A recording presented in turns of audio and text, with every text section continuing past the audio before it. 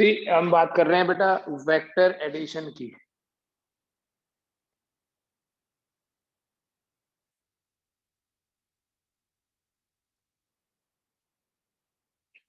क्या पर्पस है बेटा वेक्टर एडिशन का? वेक्टर एडिशन की हेल्प से हम रिजल्टेंट या नेट इफेक्ट फाइंड करते हैं।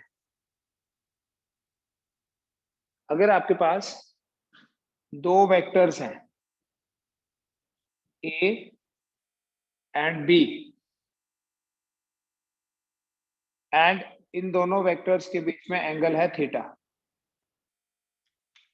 तो इन दोनों का जो नेट इफेक्ट होगा that is represented by a third vector, इसे आर से रिप्रेजेंट करेंगे, right? And we write this r vector is equal to a vector plus b vector, क्योंकि ये रिजल्टेंट है। r का मैग्नीट्यूड कितना होगा?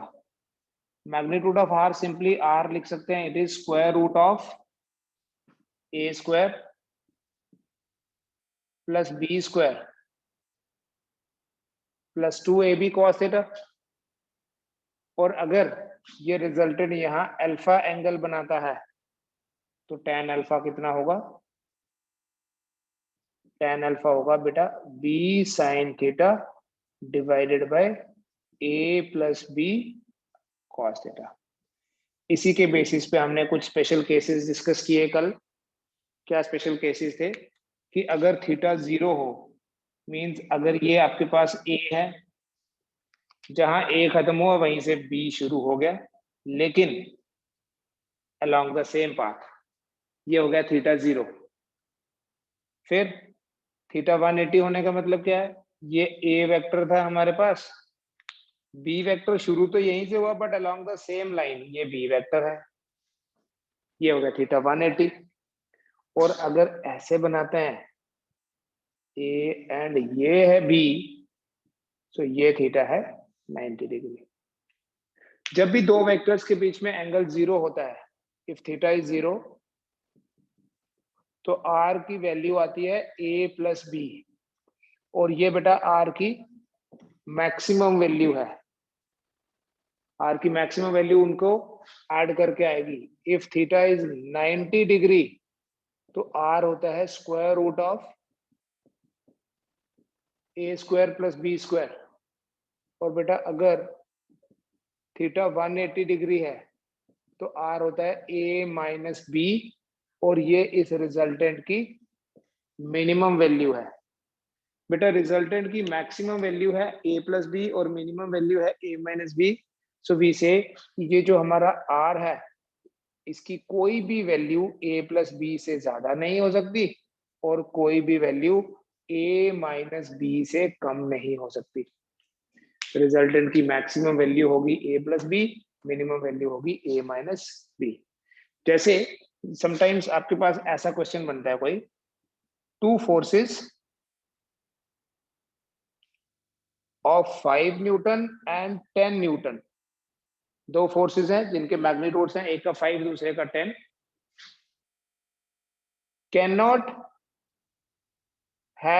cannot have a resultant of option A 5, option B 10, C 15 and D 20। दो forces हैं, एक 5 Newton और एक 10 न्यूटन। इन दोनों का रिजल्टेंट कितना होगा बेटा? वेक्टर एडिशन का मतलब क्या है? देखो रिजल्टेंट कितना होगा वो सिर्फ ए और बी पे डिपेंड नहीं करता, वो थीटा पे भी डिपेंड करता है। तो अगर आपके पास एक 5 न्यूटन और एक 10 न्यूटन की फोर्स है, इनके रिजल्टेंट जो है, थीटा नहीं पता है कितना है, इनके रिजल्टेंट की कौन सी वैल्यू पॉसिबल नहीं है? Which of the following can not be the resultant of 5 and 10? Can not be the resultant of 5 and 10। तो 5 और 10 का रिजल्टेंट पहले ये सोचो कि कितना हो सकता है। इस रिजल्टेंट की मैक्सिमम वैल्यू कितनी हो सकती है, मिनिमम वैल्यू कितनी हो सकती है? इन दोनों का डिफरेंस देखो, इन दोनों का डिफरेंस जो है वो है 5। इसमें ये नहीं देखना आपने, -5 नहीं बोलेंगे आप, डिफरेंस इज 5 मैग्नीट्यूड। तो 5 से लेके 5 + 10 15 तक रिजल्टेंट की कौन सी वैल्यूज पॉसिबल हैं बेटा? 5 to 15। ना तो रिजल्टेंट 5 से कम हो सकता है और ना ही 15 से ज्यादा। इसका मतलब 5 और 10 का रिजल्टेंट 20 नहीं हो सकता। तो ये 20 is the right answer of this question. Resultant नहीं हो सकता, बट इस क्वेश्चन में यही तो पूछा कि कौन सा नहीं हो सकता है।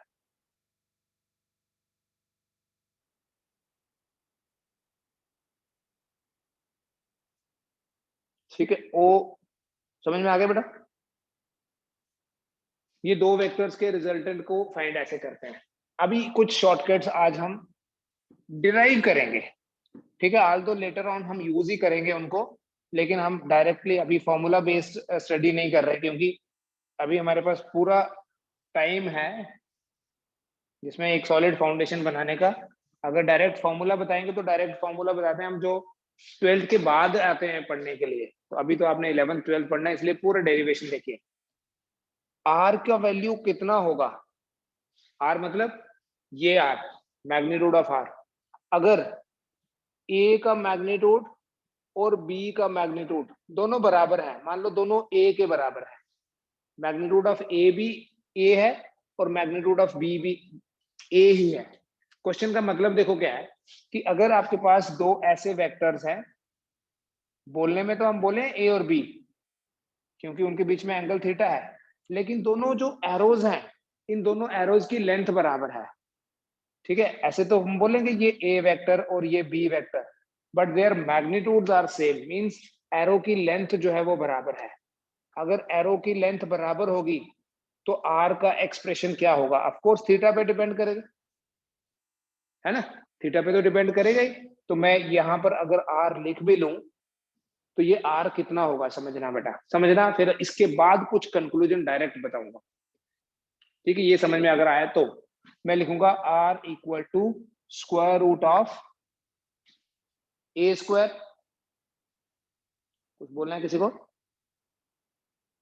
ओके, पहले वाला था a square plus again a square plus twice of a into cos theta. A square plus 2 a cos theta means r is equal to square root of a square हो गया बेटा 2a square plus 2a square again into cos theta. अब यहाँ 4a square cos theta नहीं लिख देना बेटा, it is like 2 + 2x। इसको आप 4x नहीं बोलोगे, दिस इज 2 कॉमन ले लो, लेना तो 1 + x लिखना पड़ेगा। तो यहां मैं 2a स्क्वायर कॉमन ले लूंगा, ये बनेगा 1 + cos थीटा। अपनी ट्रिग्नोमेट्री वाली क्लास में एक शॉर्टकट आपको बताया था, 1 + cos 2 थीटा का एक फॉर्मूला हमने डेवलप किया था, if you remember. 1 + cos 2 theta जो होता है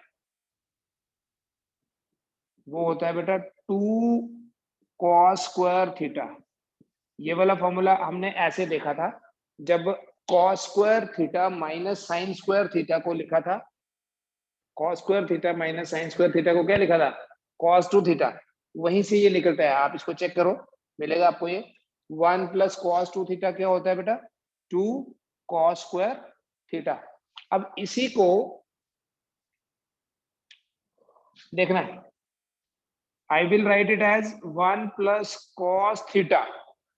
मतलब देखो ध्यान से समझना, अगर यहाँ 2 थीटा होता है ना, यहाँ थीटा आ जाएगा। तो अगर मेरे पास यहाँ 1 + cos थीटा है तो फर्स्ट स्टेप में मैं इसको ऐसे लिख सकता हूँ, 1 + cos ऑफ 2 × θ/2 बना तो वही 1 + cos थीटा ही बना। ये वाला 2 और ये वाला 2 तो cos का ही पार्ट है, एंगल ही है। So now this will be written as 1 + cos 2 θ/2। 1 + cos 2 theta क्या होता है? 2 cos स्क्वायर थीटा। तो ये ऐसे समझो ना, 1 + cos 2 थीटा की जगह θ/2, it would be 2 cos square θ/2। तो इसे बेटा यहाँ पर डायरेक्टली यूज करना, इसको स्किप नहीं करना, इसको समझ लेना।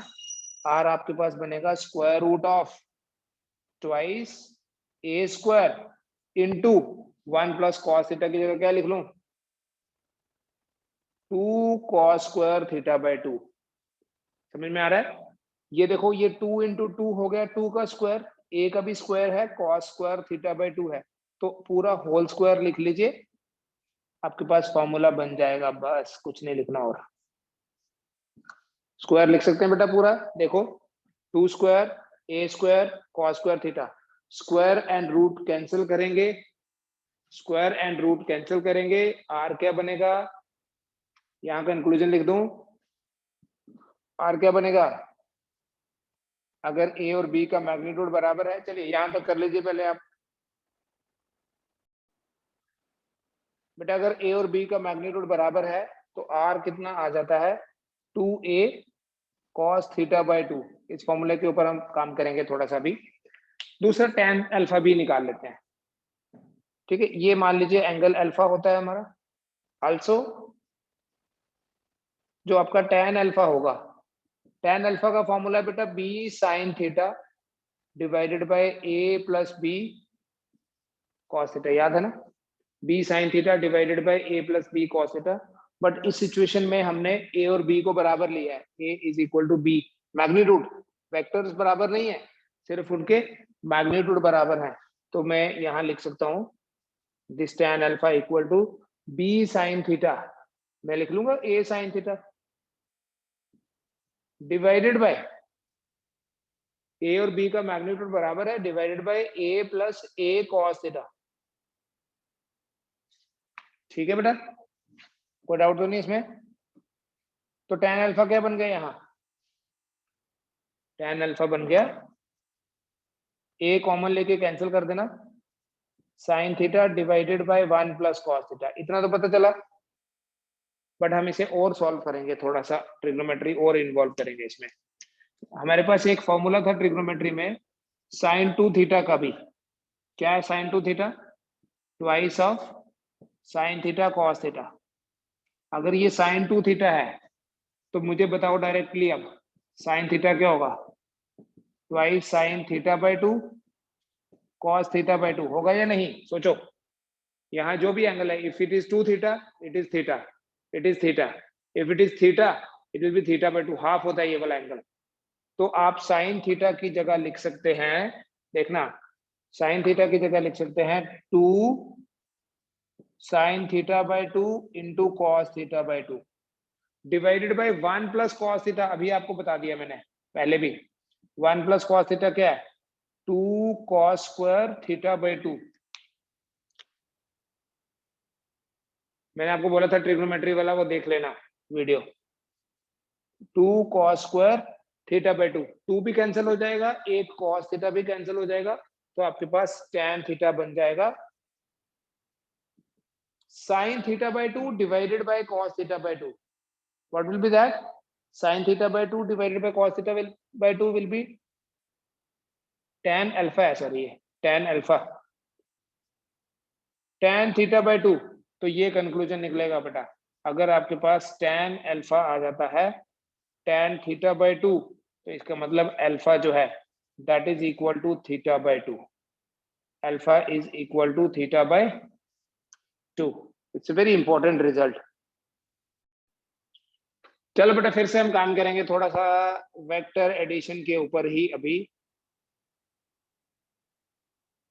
ठीक है, न्यूमेरिकल्स कैसे करने हैं वो सिखाऊंगा, बेसिक टेक्निक सीखना होगा बिल्कुल जीरो से स्टार्ट करके, ठीक है, डायरेक्ट फॉर्मूला नहीं बताया, फॉर्मूले प्रूव किए हैं, बट उन फॉर्मूलाज का मतलब क्या है, उनको यूज कैसे करना है वो हम सीखेंगे, राइट। सो वेक्टर एडिशन में अगेन आई विल स्टार्ट कि मेरे पास दो वेक्टर्स है ए और बी,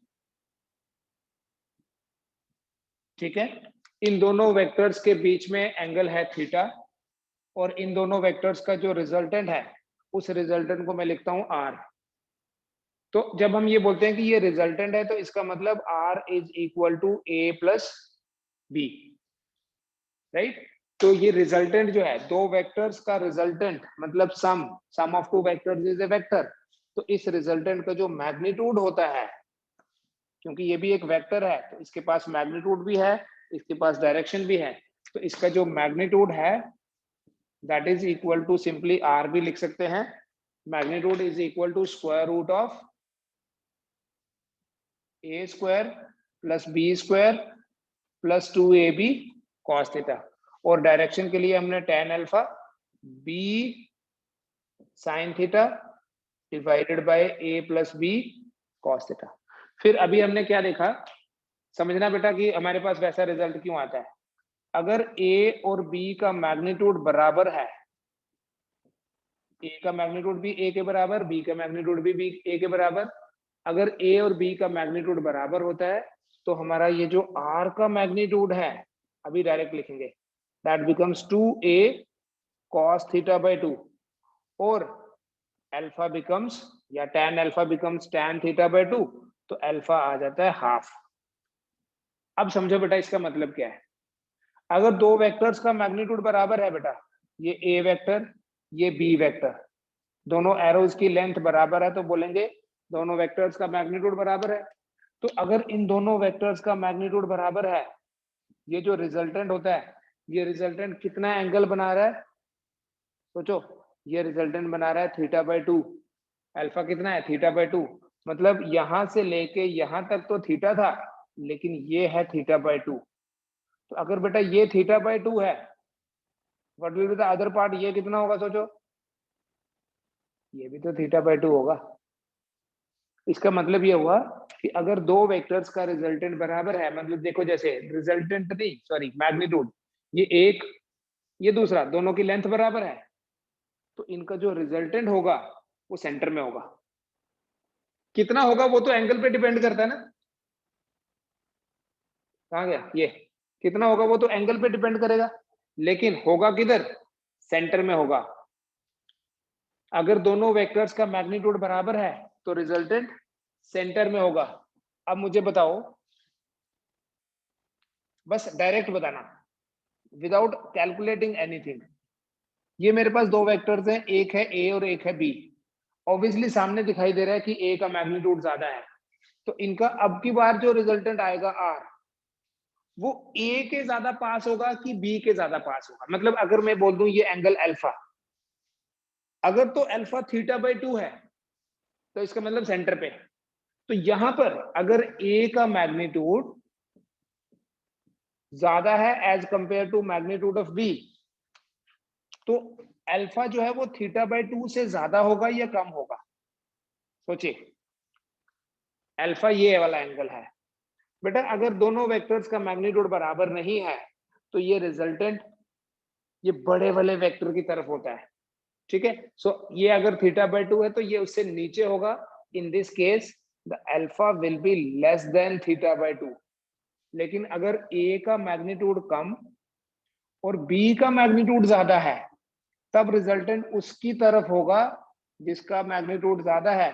तो यहां पर हम तो इसको बोल रहे हैं ना अल्फा, उसको नहीं छेड़ेंगे हम इसको अल्फा बोल रहे हैं, तो यहां मैं बोलूंगा अल्फा जो है वो थीटा बाय 2 से बड़ा है।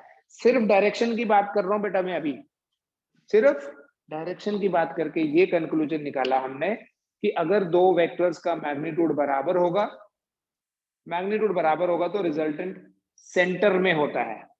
अगर इसका मैग्नीट्यूड ज्यादा है इसका मैग्नीट्यूड कम है, लाइक दिस, ये कम हो गया ये ज्यादा है, तो ये रिजल्टेंट सेंटर से नीचे की तरफ शिफ्ट हो गया। और अगर इसका मैग्नीट्यूड बढ़ जाए इसका कम हो जाए तो ये रिजल्टेंट उसकी तरफ हो जाएगा शिफ्ट, ठीक है।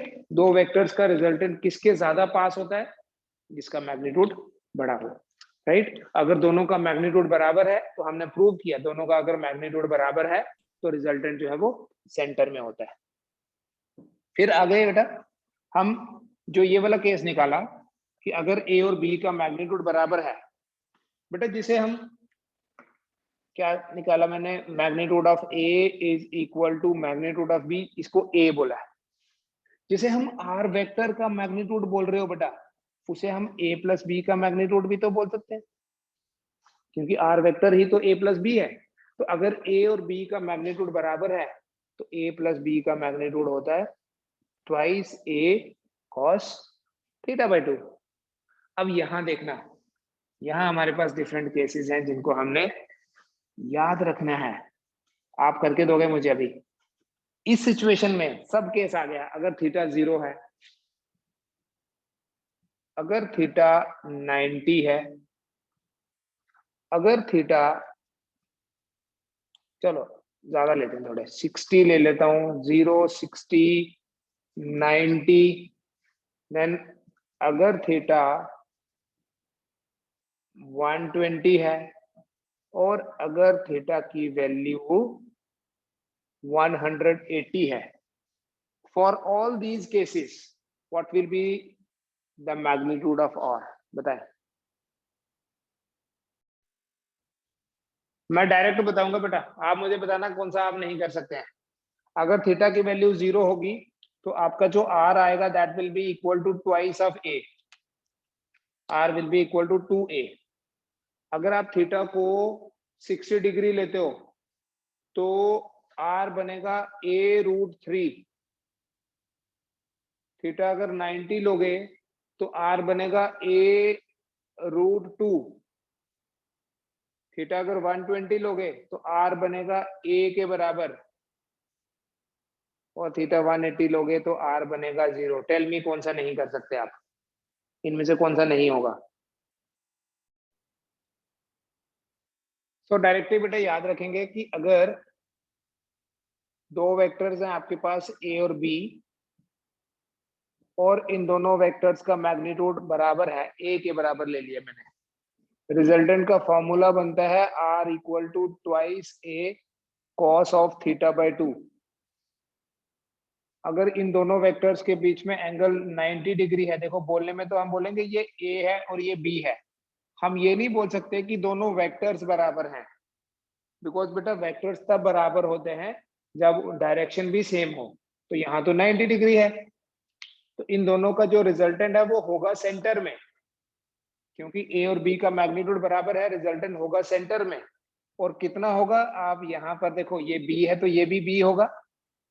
आप यहाँ पर क्या कर सकते हो, पाइथागोरस थ्योरम लगा सकते हो, r square equal to a square plus B square.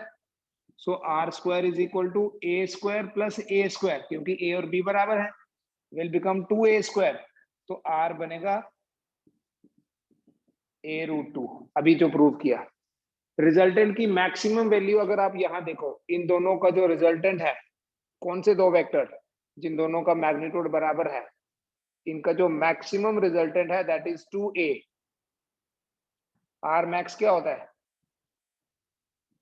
Are max is equal to a plus a that is 2a, and r min क्या होगा, a minus a that is equal to 0। Resultant की जो maximum value है that is 2a, और जो minimum value है that is 0। ठीक है, और ऐसा होना भी चाहिए, क्योंकि r की जो मैक्सिमम वैल्यू है वो a प्लस बी होती है, और जो मिनिमम वैल्यू है वो a माइनस बी होती है।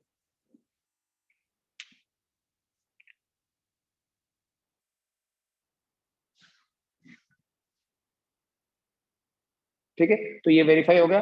जो √3f आया, या a√2 कितना होता है सोचो, a√2 होता है 1.414a, 2a से कम है। a√3 कितना होगा, 1.73a। तो क्वेश्चन कैन बी लाइक, दो वेक्टर्स का मैग्नीट्यूड a है, इसका भी मैग्नीट्यूड a, इसका भी मैग्नीट्यूड a, क्या इनके रिजल्टेंट का मैग्नीट्यूड a हो सकता है? रिजल्टेंट का मैग्नीट्यूड a हो सकता है, मतलब जितनी a की ये मैग्नीट्यूड, जितना ये मैग्नीट्यूड, अगर एंगल 120 होगा तो जो रिजल्टेंट आएगा वो भी a के बराबर होता है। ये है बेटा वेक्टर एडिशन की beauty, a plus a will be equal to a। हम ऐसे नहीं बोल सकते, दिस इज नॉट अलाउड कि आप बोलो a plus a equal to 2a। यहां बोले a vector plus b vector is equal to a vector if r vector, sorry, a vector plus b vector equals to r वेक्टर। And conclusion देखना बहुत important है, direct question है आपका ये, अगर a vector plus b vector r vector के बराबर है तो इन तीनों का मैग्नीट्यूड बराबर हो सकता है, मैग्नीट्यूड a के बराबर हो सकता है इफ थीटा इज 120 डिग्री। अगर दो वेक्टर्स का मैग्नीट्यूड बराबर है, उनके बीच में एंगल 120 है, तो उनका जो रिजल्टेंट है it will be equal to either of them. ठीक है, दोनों बराबर ही तो हैं। तो ये आपका वही वाला केस था cos 60 वाला, 120। हाँ ये देखो इधर आना मेरे पास यार, नहीं यार, नजर ही नहीं आ रहा। अभी आया नहीं आया। ठीक है, तो जो रिजल्टेंट है वो सुधीर ए अनंत, भी हो सकता है। देखते रहो।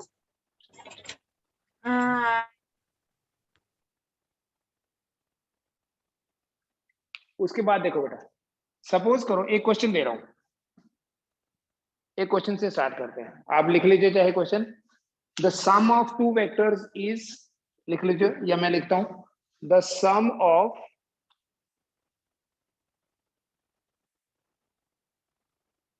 Two vectors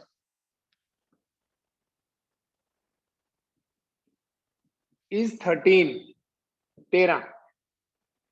and the magnitude of their resultant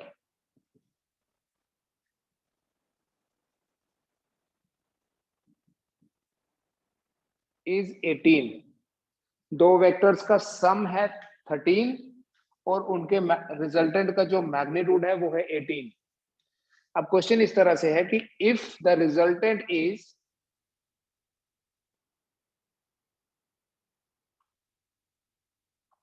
if the resultant is perpendicular to the smaller vector, then find the vectors, find the vectors। अगर ये रिजल्टेंट छोटे वाले वेक्टर के परपेंडिकुलर है तो वेक्टर्स फाइंड करो। ठीक है, मैं क्वेश्चन समझ में आ गया, या क्वेश्चन एक बार सिंपलीफाई करके क्वेश्चन लिखवा देता हूं, क्वेश्चन लिख लेता हूं। इनफैक्ट क्या क्वेश्चन है, सोचो। दो वेक्टर्स का सम जो है वो है 13। मतलब अगर आपके दोनों वेक्टर्स हैं, मान लो ए और बी, तो ये दिया है कि ए प्लस बी जो है वो 13 के बराबर है। और सेकेंड पार्ट क्वेश्चन का ये कह रहा है कि magnitude of their resultant is 18। मतलब आर का मैग्नीट्यूड, जिसे हम सिंपली आर बोल सकते हैं, दैट इज 18। और ये दिया है कि resultant is perpendicular to the smaller vector. मतलब आप लिख लो ए स्मॉलर है अगर, तो अल्फा 90 ले लो। तो पता क्या करना है, बताओ ए कितना होगा और बताओ बी कितना होगा। थिंक अबाउट इट, फिर मैं करवाता हूं। एक बार सोच लीजिए पहले आप। दो तरीके से मैं कराऊंगा आपको क्वेश्चन ये। एक तो थोड़ा मैथमेटिकल है, जिसके बेसिस पे आपको एक्चुअल कॉन्सेप्ट पता चलेगा कि क्वेश्चन है क्या, पूछा क्या है, फाइंड क्या करना है। और दूसरा एक शॉर्टकट भी बता दूंगा। ठीक है, कि एंट्रेंस में अगर क्वेश्चन इस तरह का आएगा, नीट में, जेई में, तो उतने लंबे मेथड से नहीं करेंगे। ये जो लेंथी मेथड होता है, लॉन्गर मेथड जो होता है, वो कॉन्सेप्ट बिल्डिंग के लिए होता है।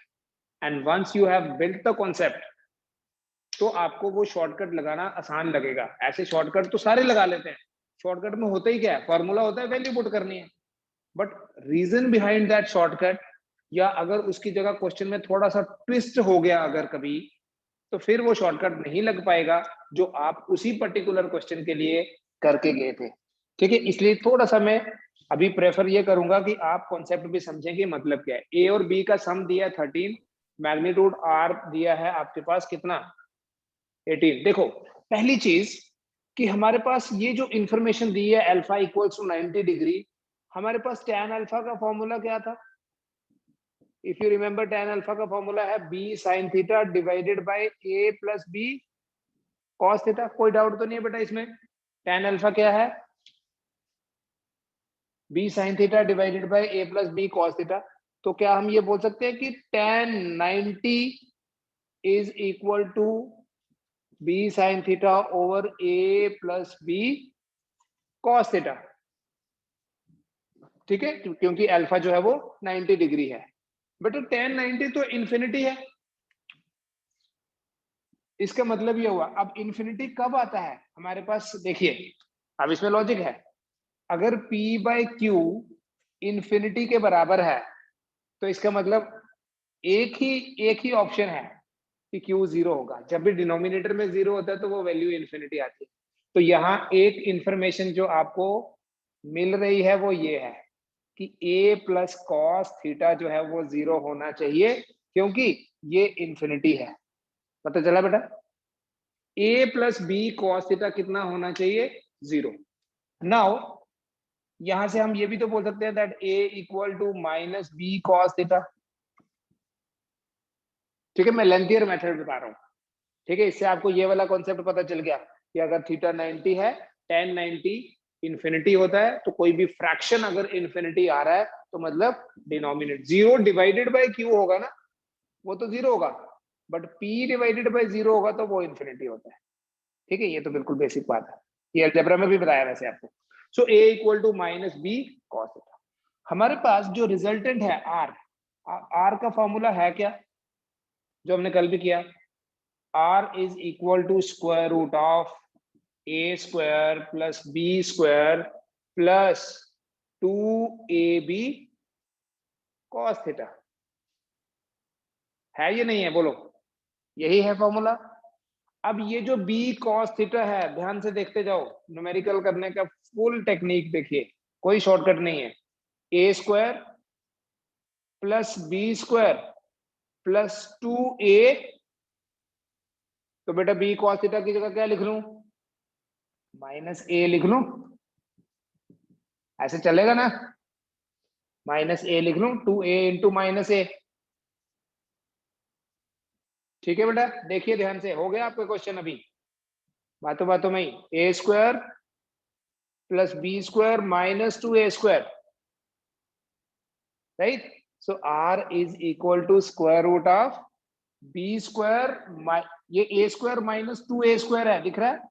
a square minus 2a square तो माइनस a स्क्वायर हुआ, तो ये आपके पास बना B square minus a square. B square minus a square है, कैंसिल नहीं करना है। यहाँ मैंने बड़ी बार देखा बच्चे गलती क्या करते हैं, इसको लिख देंगे b माइनस a, बोले स्क्वायर रूट कैंसिल होता है। बेटा होल स्क्वायर नहीं है यहाँ, इतना समझ में आ रहा है? आप दोनों तरफ का स्क्वायरिंग कर लो। जब आप दोनों तरफ का स्क्वायरिंग कर लोगे, ये आपके पास बन जाएगा R square is equal to B square minus A square. यहां तक नोट कर लीजिए आप, लेंथियर मेथड है फिर भी नोट कर लीजिए। But R is equal to 18, तो मैं लिखूंगा नहीं, 18 नहीं था, आर कितना दिया था? The sum of two vectors is 13 and the magnitude of their resultant is 18। हाँ, the sum of two vectors is 18, magnitude of their result, क्या क्वेश्चन था बेटा? दो वेक्टर्स का सम जो है that is 18 and the magnitude of their resultant is कितना दिया? 12, जो भी दिया चलो उसी के हिसाब से कर लेना। आर स्क्वायर कितना आ गया? 12 का square equal to b plus a into b minus a लिख लो।